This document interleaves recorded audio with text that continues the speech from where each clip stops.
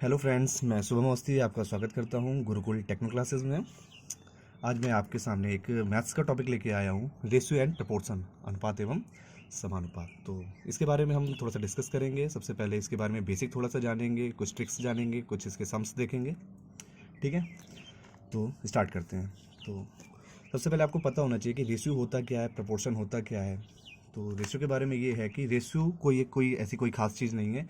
Ratio सिर्फ एक relation होता है, एक कंपैरिजन होता है दो वेरिएबल्स के बीच में, या दो से ज़्यादा भी वेरिएबल्स हो सकते हैं, बट एक रिलेशन होता है वेरिएबल्स के बीच में। ठीक है, अच्छा, इसको थोड़ा सा और समझते हैं। जैसे कि मैं ए हूँ और मेरा दोस्त बी है। ठीक है, मेरे पास 15 रुपीज़ हैं और उसके पास में 30 रुपीज़ हैं। वो थोड़ा सा ज़्यादा पैसे वाला है, इसलिए उसके पास में 30 रुपीज़ हैं। तो रेशियो को हम डबल डॉट से डिनोट करते हैं, इस टू। ठीक है, तो यहाँ से आपको कोई एक रिलेशन समझ में आ रहा है मुझे। तो ये रिलेशन दिख रहा है कि जो मेरा दोस्त है उसके पास मेरे से डबल पैसे हैं। ठीक है, 1:2। इसको हम फ्रैक्शन में भी लिख सकते हैं। रेशियो को फ्रैक्शन से डिनोट किया जा सकता है, कुछ भी हो। 3:4 इज इक्वल टू 3/4। और एक चीज़ और देख लेंगे कि जब भी हम रेशियो फाइंड करेंगे तो जो भी लास्ट हमारा रेशियो निकल के आएगा वो हमारा सबसे छोटी वैल्यू निकल के आएगी।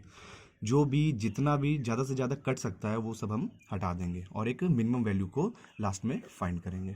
ठीक, रेशियो के बारे में एक चीज़ और है कि जब भी हम रेशियो फाइंड करते हैं तो हमेशा सेम यूनिट्स के बीच में रेशियो फाइंड किया जाता है। कभी भी ऐसा नहीं होगा कि हम डिफरेंट यूनिट्स के बीच में रेशियो निकाल रहे हैं, ऐसा नहीं होगा। जैसे कि हम केजी वेट का अगर हम रेशियो निकाल रहे हैं तो हम केजी से ही निकालेंगे, और वेट को कभी भी लेंथ से मेज़र नहीं करेंगे, कभी भी उससे रेशियो नहीं निकालेंगे। और जैसे कि हम लेंथ का निकाल रहे हैं मीटर का, तो मीटर से निकालेंगे। सेंटीमीटर है तो सेंटीमीटर से निकालेंगे।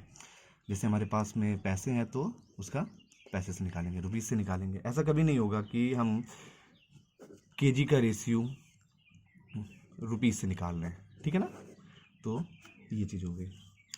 उसके बाद में आपको हम बताते हैं कि प्रपोर्शन क्या होता है।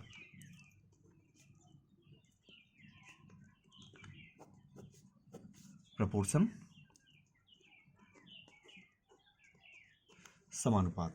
तो अभी हम लोगों ने पढ़ा कि जो वेरिएबल्स के बीच में हम लोग रिलेशन निकालते हैं उसको हम रेशियो बोलते हैं। तो प्रपोर्शन में क्या होता है कि रेशियोज के बीच में भी जो रिलेशन होता है, वेरिएबल के बीच में जो रिलेशन होता है उसको रेशियो बोलते हैं, लेकिन जो रेशियोज के बीच में रिलेशन होता है उसको प्रपोर्शन बोलते हैं, समानुपात बोलते हैं। ठीक है, इसको देखते हैं। जैसे कि A:B मेरे पास में है 5:10। ठीक है, इसको जब हम कट करते हैं तो 1:2 आ गया। उसके बाद में मेरे पास और वैल्यूज़ हैं, सी और डी की वैल्यूज़ हैं। सी की वैल्यू है 15 और डी की वैल्यू है 30।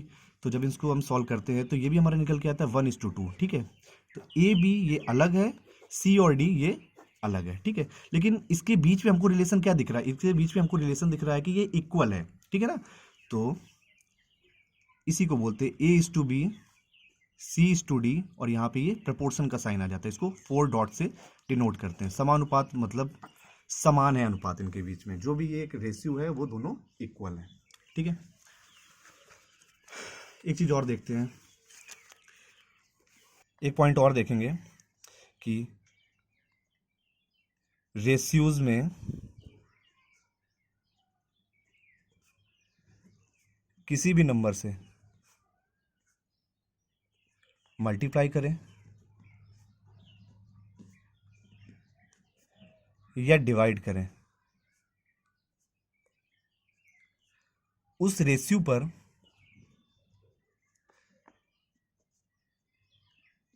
कोई भी फर्क नहीं पड़ता है। उस रेशियो पे कभी भी कोई भी फर्क नहीं पड़ता है। देख लेते हैं, जैसे कि मेरे पास एक रेशियो दिया गया है A:B:C:D। ठीक है, मान लो 1:2:3:5। ठीक है, अगर हम इसे किसी भी नंबर से मल्टीप्लाई कर देते तो सभी में मल्टीप्लिकेशन होगा, तो ये हो जाएगा 2, ये हो जाएगा 4, ये हो जाएगा 6, ये हो जाएगा 10। और हमने क्या बताया कि जो भी लास्ट आंसर होगा किसी भी रेशियो का तो वो हमेशा सबसे मिनिमम वैल्यू होगी। तो दिख रहा है, सीधी सी बात है, 2 से कट जाएगा। 1:2:3:5 सेम निकल के आ रहा है। तो रेशियो में किसी भी चीज़ से मल्टीप्लाई करेंगे या डिवाइड करेंगे, डिवाइड के लिए भी हम किसी भी इसमें जैसे हम एक्स से डिवाइड कर देते, एक्स से डिवाइड कर देते, एक्स से डिवाइड कर देते, एक्स से डिवाइड कर देते, तो ये सब आपस में कट जाएगा, तो रेशियो हमेशा वही रहेगा। और लेकिन दूसरी चीज़ ये हो जाएगी कि रेशियो में किसी भी चीज़ से एडिशन करेंगे, रेशियो में किसी भी चीज़ से एडिशन करेंगे या सब्सट्रैक्शन करेंगे तो वो रेशियो की वैल्यू चेंज हो जाएगी, वो हमारा पूरा का पूरा रेशियो ही चेंज हो जाएगा, ठीक है। और हाँ गाइस, इसको अब आगे क्वेश्चंस को स्टार्ट करते हैं, ठीक है। ये क्वेश्चन लेते हैं, जैसे कि हमको दिया गया है कि A/B is equal to 6:7 and B/C is equal to 8:9, and हमको फाइंड करना है A/B/C, ठीक है। तो एक नॉर्मल सा मेथड है कि जिसमें इन दोनों में हमको कॉमन दिख रहा है B, तो इसमें हमको B की वैल्यू को इक्वल बना देना है, ठीक है। इसमें B 7 दिया हुआ है, इसमें 8 दिया हुआ है, अगर हम इस पर 8 से मल्टीप्लाई करा देते हैं पूरे में और इसमें 7 से मल्टीप्लाई करा देते हैं तो ये कॉमन हो जाएगा, इसको निकाल लेते हैं। बट ये एक बेसिक मेथड है, हम ऐसा मेथड देखते हैं जिससे कि आगे के और बड़े भी क्वेश्चन से सॉल्व हो जाएंगे। देखते हैं, तो ऐसे लिख लेंगे A/B/C, ए की वैल्यू दी गई है 6, बी की वैल्यू दी गई है 7, यहाँ से बी की वैल्यू दी गई है 8 एंड सी की वैल्यू दी गई है 9, ठीक है। अब इसमें क्या करना होता है कि इसमें देखते हैं जो मिसिंग प्लेसेस हैं, एक हमारा ये मिसिंग प्लेस है, एक हमारा ये मिसिंग प्लेस है, ठीक है। तो मिसिंग प्लेस में हमेशा आपको याद रखना है कि मिसिंग प्लेस में सिर्फ साइड वाला, बगल वाला जो भी होता है उसको हम वहाँ पे सेट करते हैं, ऊपर नीचे कभी भी नहीं करते हैं। जैसे कि ये 6 है तो इसको नीचे नहीं लाएंगे, ये 9 है इसको ऊपर नहीं ले जाएंगे, हम सिर्फ साइड साइड से देखते हैं। तो यहाँ पे खाली स्थान को भरने के लिए हम यहाँ से 7 ले लेंगे और यहाँ पे ये जो एम्प्टी प्लेस है इसको भरने के लिए हम यहाँ से 8 ले लेंगे, ठीक है। फिर अब कुछ नहीं करना है, इनका आपस में मल्टीप्लिकेशन करा देना है, ये हो जाएगा 48, ये हो जाएगा 56 और ये हो जाएगा 63, ठीक है। तो ये हमारा निकल के आ जाएगा, ठीक है। एक और क्वेश्चन देखते हैं, सेकंड क्वेश्चन है हमारा, इसी टाइप का है, उसमें वेरिएबल्स बढ़ जाएंगे। A/B दिया गया है 2:3, B/C दिया है 3:4 एंड C/D दिया हुआ है 6:7, और यहाँ पर हमको फाइंड क्या करना है, A/B/C/D का रेशियो हमको फाइंड करना है। तो वही फिर से प्रोसेस देखते हैं, A/B/C/D, A/B दिया हुआ है 2:3, B/C दिया है, B/C दिया हुआ है 3:4 एंड C/D दिया हुआ है, क्या दिया हुआ है 6-7, ठीक है।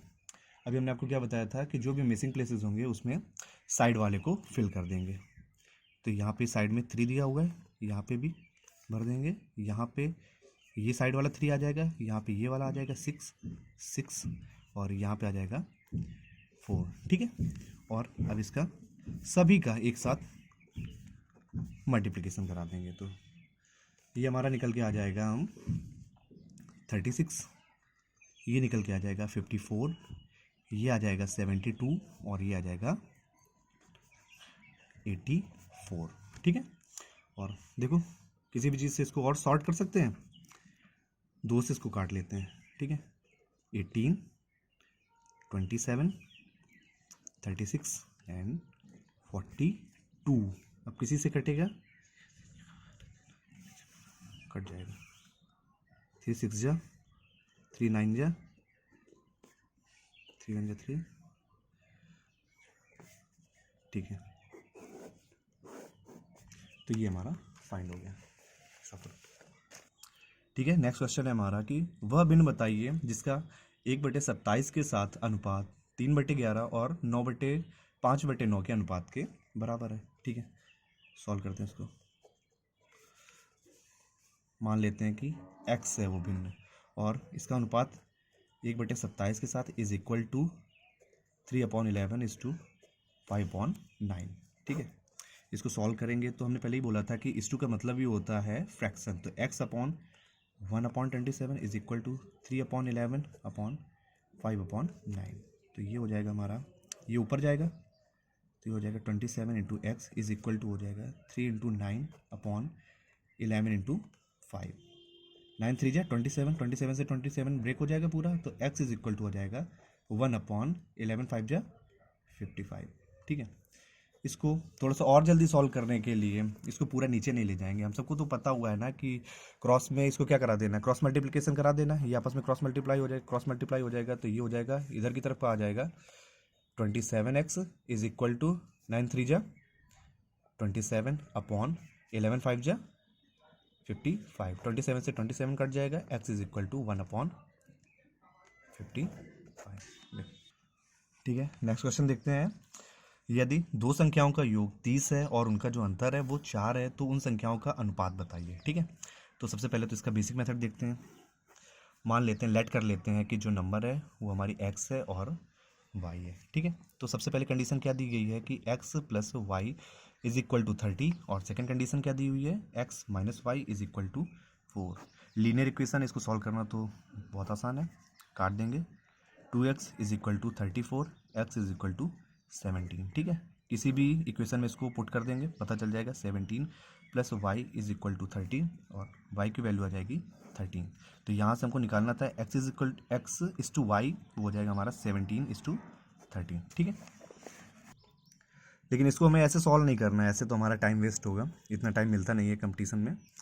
इसको हम ट्रिक से देखते हैं। ठीक है, जब कभी भी ऐसा दिया जाए, किसी भी दो नंबर्स का एडिशन दिया जाए और उनका सब्सट्रैक्शन दिया जाए, तो उसमें कुछ नहीं करना है, हमको उनका रेशियो फाइंड करने के लिए जो भी नंबर से पहले एडिशन दिया गया बाद में उसका सब्सट्रैक्शन दिया गया, दोनों चीज़ें कर देते हैं। 30 था प्लस में 4 कर देते हैं, इसका S2 निकाल लेंगे, 30 माइनस का 4।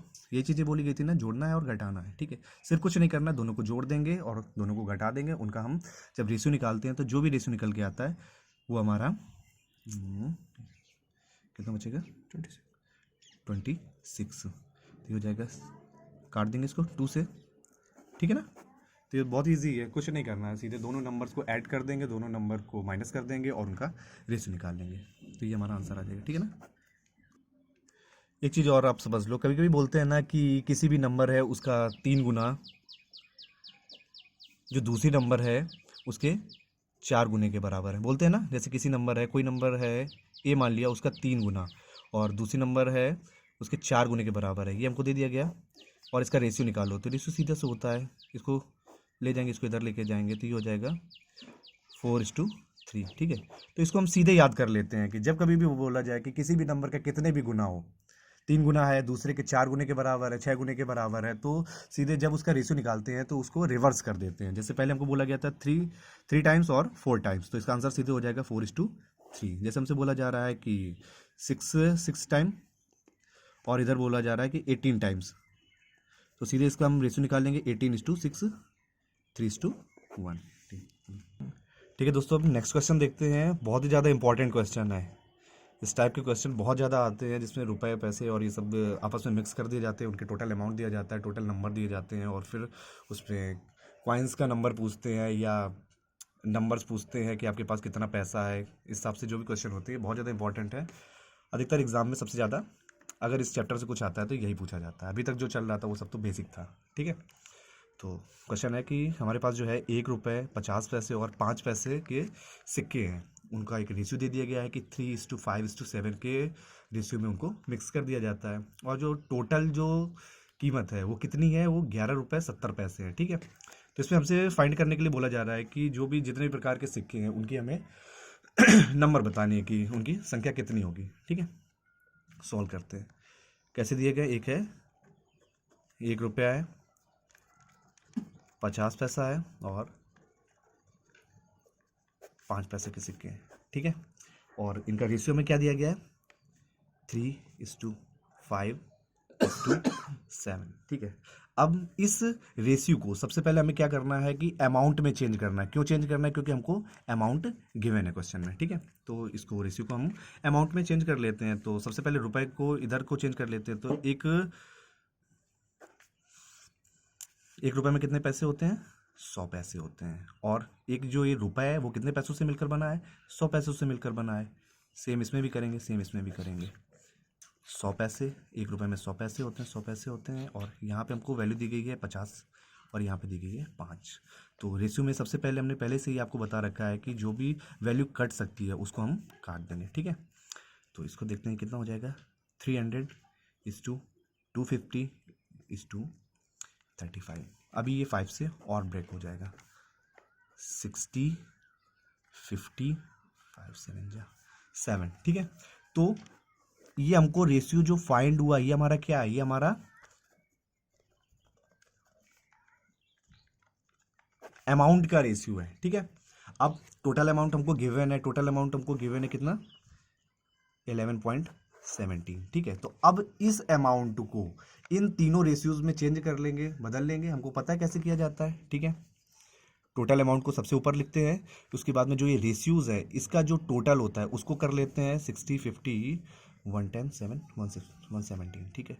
117 ये हो गया। अब सबसे पहले पहले वाले को निकालेंगे तो ये 60 हो जाएगा और ऐसे ही करेंगे 57, ठीक है। तो यहाँ से इसको 100, 100, 100, ठीक है। ये कटेगा, यहाँ पे 1 0 और चला जाएगा, 1 0, 1 0। तो ये हमारा बचेगा 6 रुपीज़ बचेगा, इससे ये कटेगा, ये बचेगा 5 रुपीज़ और ये बचेगा पॉइंट का 7 रुपीज़। इसको 0.7 रुपीज़ है, मतलब 70 पैसे हैं, ठीक है। तो ये हमको पता चल गया जो ये पहले 1 रुपए के सिक्के थे उसकी जो टोटल जो उसकी कीमत है वो हमारी 6 रुपये बन रहे हैं। वो जो टोटल मिल के जितने भी कॉइन्स होंगे वो हमारे 6 रुपये बनेंगे। जो 50 पैसे के सिक्के हैं जो वो वैल्यू बना रहे हैं वो है 5 रुपये, और जो 5 पैसे के सिक्के हैं वो टोटल मिल के जो वैल्यू बना रहे हैं 70 पैसे, 0.7 रुपीज़। अब हमसे लेकिन क्या बोला जा रहा है, हमसे बोल रहे हैं कि इसका हमें नंबर फाइंड करना है। तो नंबर फाइंड कर लेते हैं। 6 रुपये हमारे पास टोटल वैल्यू है और जो हमारे पास में सिक्का है वो 1 रुपये का है। तो कितने कितने सिक्के हो जाएंगे, 6 कॉइन्स हो जाएंगे ना। उसके बाद में ये 5 रुपये और इसमें 50 पैसे के सिक्के हैं। तो 50 पैसे के सिक्कों को अगर 50 पैसे को अगर हम रुपीज़ में चेंज कन्वर्ट करेंगे तो 1/2 हो जाएगा, 2 ऊपर जाएगा तो 10 कॉइन्स हो जाएगा। पहले वाले 1 रुपये के 6 कॉइन्स मिल रहे हैं और 50 पैसे के हमारे पास 10 कॉइन्स हैं। और लास्ट में देखते हैं कि जो 5 पैसे वाले हैं तो 5 पैसे, इसको अगर 0.7 लिखते हैं तो ये रुपीज़ की बात हो रही है, इसको चेंज कर लेते हैं पैसे में तो ये हमारे 70 पैसे हो जाएंगे, 70 पैसे हो जाएंगे। और इसमें हम 5 पैसे से डिवाइड कर देंगे तो 14 कॉइन्स आ जाएंगे। समझ में आया। तो ये क्वेश्चन है। इसमें भी बहुत सारे और भी क्वेश्चंस हैं, मैं आपको नेक्स्ट क्लासेस में उन पे फोकस करूंगा। तो ये हो गया। इसके बाद में एक लास्ट क्वेश्चन आज का देखते हैं। हमको दिया गया है कि 3115 रुपए हमारे पास, उसको ए, बी और सी में इस प्रकार बांटा गया है कि उनके हिस्सों से अगर 25, 28 और 52 रुपए को एक साथ क्रमशः घटा लिया जाता है तो जो शेष रकम बनती है वो हमारी 8:15:20 के रेशियो में बचती है। और फिर उसके बाद में हमसे पूछना है कि जो सबके शेयर होगा ए, बी और सी का वो हमें बताना है, ठीक है। तो एक चीज़ है, हमको जो रेशियो दिया गया है ए, बी, सी, ठीक है, 8:15:20, ठीक है। और इस रेशियो को अगर हमें ख़त्म करना है तो किसी भी एक कांस्टेंट से हमको इससे मल्टीप्लाई कराना पड़ेगा ना, एक्स से मल्टीप्लाई करा देते तो हमको अलग अलग इनका शेयर पता चल जाएगा। तो ए हमको पता चल गया 8x है, बी पता चल गया हमको 15x है और सी पता चल गया हमको 20x है। अब एक चीज़ और देखो यार, इसमें ये बोल रहे हैं कि अगर इनसे सबसे हम इस तरीके से ये घटा देते हैं, 25 घटाएंगे ए से, 28 घटाएंगे बी से और 52 घटाएंगे सी से, तो उसके बाद में हमारे पास में 3115 रुपये बचते हैं, ठीक है। 3115 नहीं, 3115 पहले अगर हम इसको घटा देते तो ये बचता है। तो सीधी सी बात है कि अगर हम ये अमाउंट इससे अगर हम जोड़ देते हैं, ठीक है ना, क्योंकि ये तो हमारा इनिशियल अमाउंट था, इसमें से हमने इतना सब घटाया, उसके बाद में हमको ये मिला। तो सीधी सी बात है कि अगर इन दोनों को हम आपस में ऐड कर लेते हैं तो फिर से हम यहीं पहुंच जाएंगे ना, पहुंच जाएंगे। वही करके देख लेते हैं।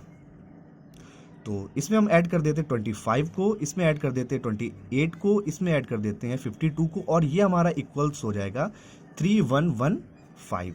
तो तो x वाले जितने भी हैं उनको सबको एक साथ ऐड करते हैं, तो ये हो जाएगा 35 20 15 8। तो ये हमारा हो जाएगा